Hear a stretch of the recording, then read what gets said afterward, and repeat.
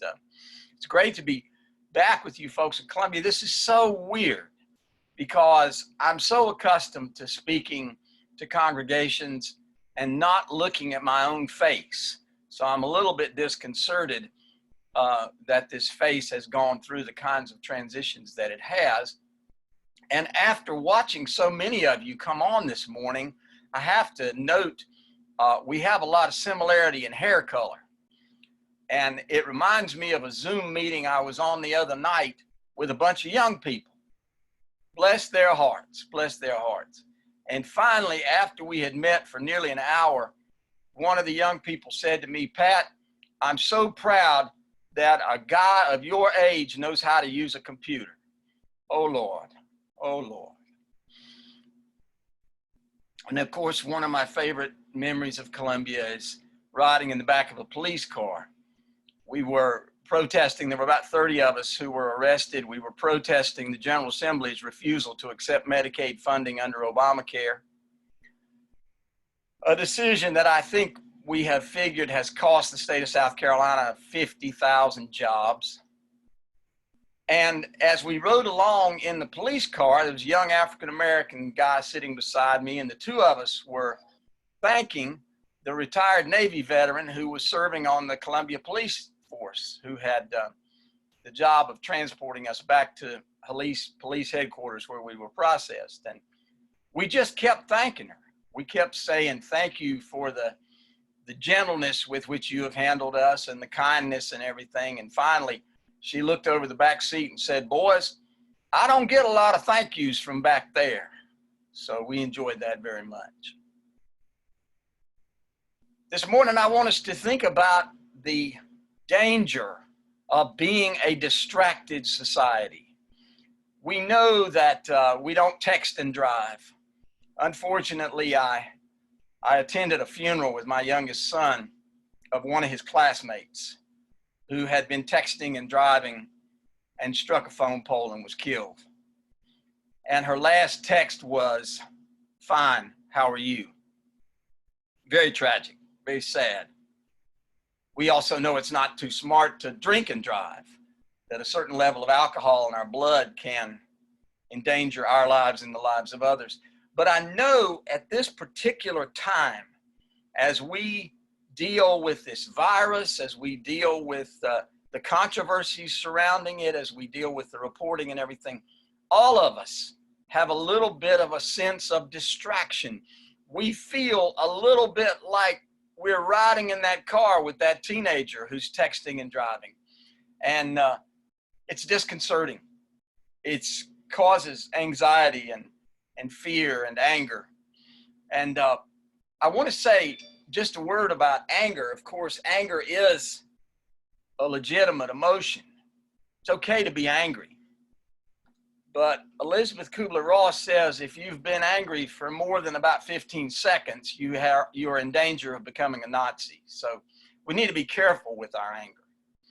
And one alternative to all these emotions I've described is taking a deeper dive into meditation. Now, we've already experienced a moment of silence in this service, and we have been called by Phil when we opened up the service this morning. Phil called us to center ourselves for worship. So we know what we're talking about here. But I've had an extraordinary experience over the last 3 or 4 weeks in preparing this talk. Every source imaginable, written, spoken, books, emails, even a quote hanging on my wall, they all have called me to this deeper dive. I cannot tell you how many times I have heard, go within. Take the deeper dive. Go and find out what's going on at your very center. So when you hear Phil encourage us to center, it's important. That's what we're talking about this morning, is centering. And I want to tell you that my extraordinary experience with all these sources continued up until last night. Last night, Gabriel and I watched 2 documentaries, both of whom called us to the deeper walk. to the center. And one of them included a quote from Jiddu Krishnamurti. And please, if you don't know Jiddu Krishnamurti, Google him, find him.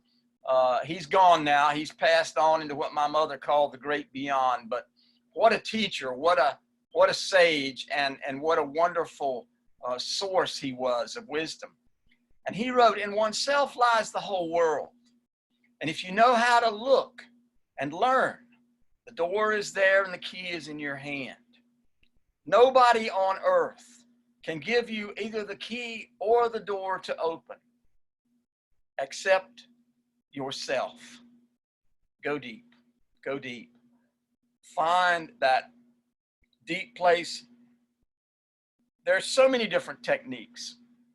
One of the simplest is to pay attention to your breath. But in the process of paying attention to our breath, if you're like most people, you get, again, distracted. Bring it back.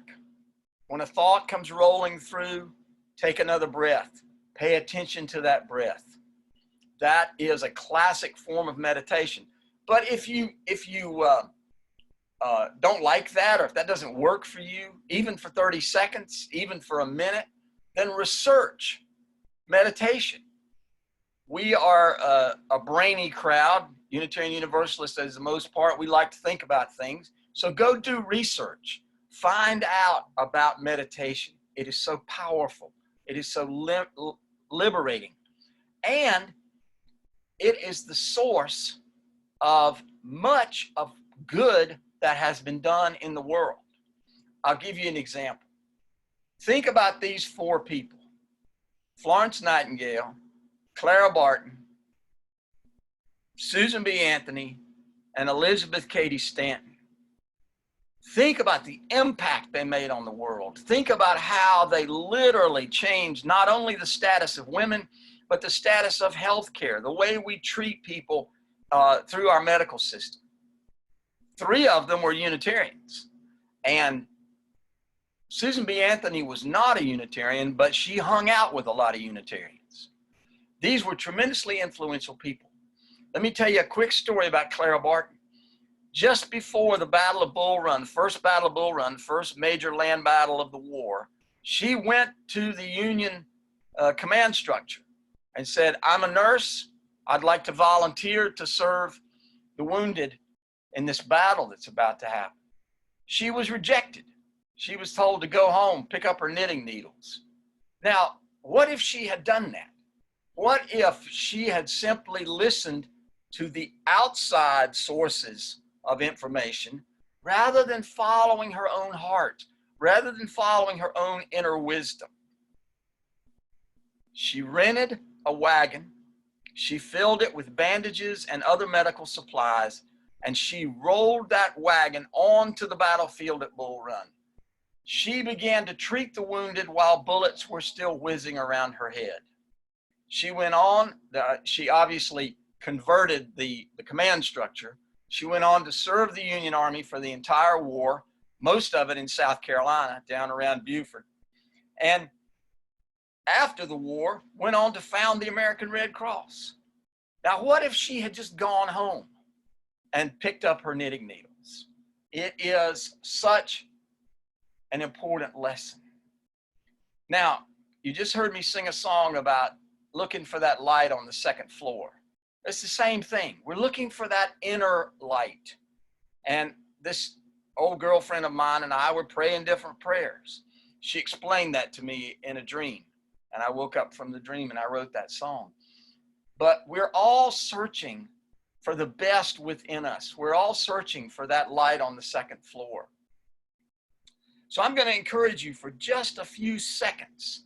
And I don't want you to think that the broadcast has ended because I'm doing this. But I want you for just a few seconds to look for that inner light within yourself. Use the present moment. Use the present moment. Take a deep breath. Pay attention to the inhale and the exhale.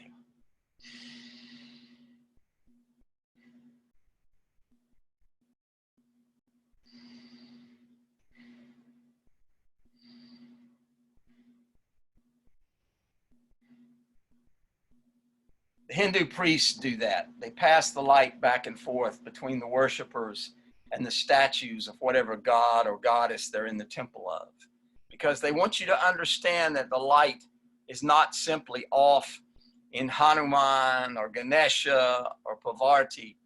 The light is within you.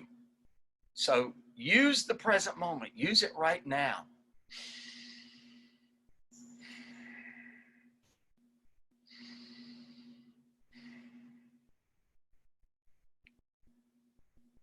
And then maybe it's not necessary. Maybe I'm totally wrong. Maybe you don't need to meditate. Maybe you don't need to look within for a deeper dive, because we already know what needs doing. We've heard about food for the hungry and care for the widows and orphans and visiting the sick and imprisoned and doing justice. We've heard about these things for more than 3,000 years. We know what needs doing. But I have to tell you that in preparing for this sermon over the last 3 weeks, I've had so many sources say to me, go within, find that deeper dive, check yourself, check your own inner wisdom, and then take it and use it to build what Charles Eisenstein calls the more beautiful world our hearts know is possible. Blessings on the Columbia congregation. Blessings on you all. Thank you so much.